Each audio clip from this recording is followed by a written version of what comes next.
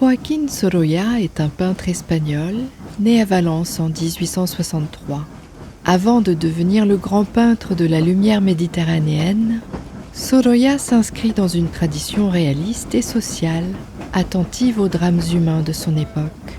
Au début de sa carrière, il cherche à donner à la peinture une portée morale. Peinte en 1892 d'après modèle vivant, une autre Marguerite appartient à cette période engagée. La scène se déroule à l'intérieur d'un wagon de 3e classe. Au centre de la composition, une jeune femme est assise, menottée, encadrée par 2 membres de la garde civile. Son corps est replié, son regard abaissé. Elle semble écrasée par la honte, la fatigue et la conscience de sa condamnation imminente. Le titre renvoie explicitement au mythe de Marguerite, popularisé par le Faust de Goethe, une jeune femme séduite, abandonnée, puis condamnée par la société. On peut penser que la jeune femme de Sorolla est également soupçonnée d'infanticide, mais le peintre ne représente pas la nature exacte de la faute. Ce silence visuel est essentiel. Il place le spectateur dans une position inconfortable, l'obligeant à s'interroger sur sa propre tendance à juger.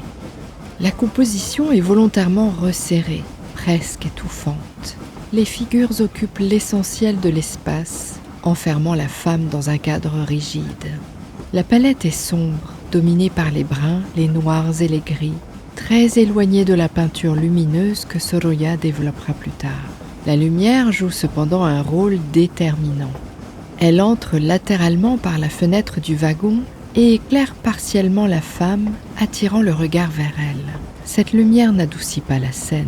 Elle expose, elle révèle, elle met en accusation.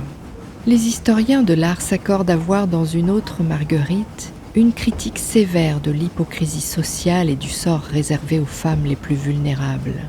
Sorolla ne condamne pas son personnage. Il condamne le regard porté sur elle. Ce tableau marque un moment clé dans sa carrière. Il lui apporte une reconnaissance internationale et révèle un artiste profondément engagé pour qui la peinture est aussi un acte de conscience.